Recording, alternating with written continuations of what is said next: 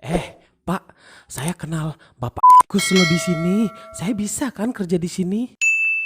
Bu, itu direktur itu sepupu saya. Saya mau kerja di sini juga. Halo, kembali lagi bersama saya Satria dan seperti biasa, selamat datang di channel saya.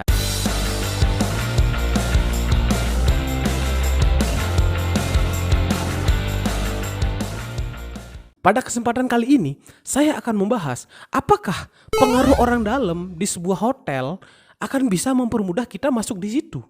Bisa nggak? Bisa kan? Belum tentu. Ini dia jawabannya. Dan tidak dipungkiri, kalau seseorang kenal dengan orang dalam atau orang yang sudah bekerja di hotel itu, dia akan menanyakan informasi-informasi tentang lowongan kerja di hotel itu. Tapi pertanyaannya, apakah itu akan berpengaruh ke si pencari kerja? Kita telisik lebih lanjut.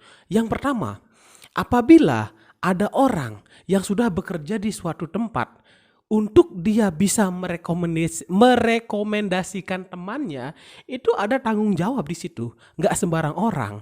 Tentu saja dia bisa merekomendasikan temannya itu. Tapi apakah temannya dia itu pantas atau tidak nantinya? Nah, yang saya bahas tadi, yaitu mengenai rekomendasi. Kalau istilah orang dalam, kita bilangnya ya rekomendasi. Kenapa kita merekomendasikan seseorang? Karena apabila kita tahu bagaimana sifat seseorang, bagaimana skill seseorang, dan bagaimana cara dia mengatasi masalah tertentu, dan kita kenal baik, tentu saja kita akan merekomendasikan teman kita ini kepada atasan kita atau kepada HRD kita agar nantinya kita juga bekerja jadi lebih enak. Tapi apakah dengan direkomendasikan dia langsung lulus bekerja? Jawabannya tentu saja tidak. Rekomendasi itu mempermudah proses seleksi dari HRD atau manajer yang membutuhkan karyawan. Ibaratkanlah manajer harus mencari 2 orang staff di bagian restoran, sedangkan yang lamar 100.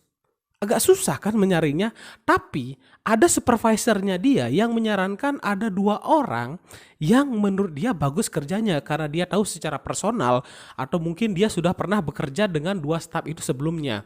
Supervisor ini ngomong ke manajernya, apakah supervisornya akan memasukkan orang yang tidak baik? Ya enggak kan? Itulah rekomendasi. Intinya, rekomendasi ini mempermudah dalam proses seleksi, tetapi ketika itu harus diproses lagi untuk itu interview atau untuk kita mengetahui skillnya, saya menyarankan untuk hal-hal yang direkomendasikan seperti ini, ya tetap dilakukan proses seperti biasa. Karena kembali lagi keputusannya ada di tangan manajer atau HRD nanti. Apakah staf yang direkomendasikan ini akan cocok bekerja di tempat itu? Untuk simpelnya, apabila ada sebuah hotel yang mencari staf di bagian tertentu, memang mereka akan membuka di lowongan pekerjaan mereka. Tetapi ingat, rekomendasi tidak berarti untuk eksternal maksud saya, tetapi juga internal. Biasanya hotel-hotel yang chain besar, hotel bintang 5, mereka akan memikirkan dulu staf yang ada di hotel itu. Apakah ada dari staf mereka yang ingin pindah departemen? Sehingga manajer di departemen aslinya dia akan bisa merekomendasikan staf ini ke departemen yang mereka ingin tuju lagi. Ingat, ini rekomendasi orang dalam juga. Ya kenal orang dalam yang membantu kita. Bagaimana caranya kenal orang dalam? Ya cari orang dalamnya. Kamu harus cari. Pengalaman saya selama bekerja, saya banyak sekali mendapati kalau staf-staf yang masuk itu mereka punya kenalan orang dalam alias rekomendasi. Karena yang mereka pikirkan, mereka ingin kerja lebih baik, lebih cepat, lebih efisien, lebih efektif. Makanya mereka mengajak orang-orang yang mereka kenal capable atau bisa menunjukkan kemampuannya di bidang yang mereka cari. Itu dia tadi penjelasan. Kalau orang dalam tentu saja dapat membantu proses seleksi. Namun pada akhirnya, apakah karyawan itu akan direkrut hanya dengan bantuan orang dalam?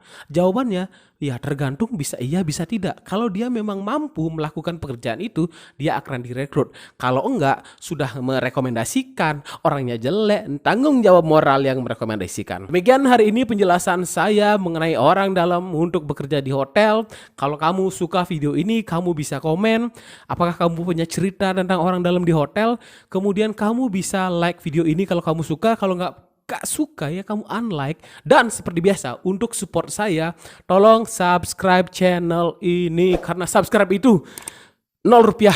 Terima kasih yang sudah menonton sampai habis tentunya dan sampai jumpa di video saya berikutnya. Bye bye.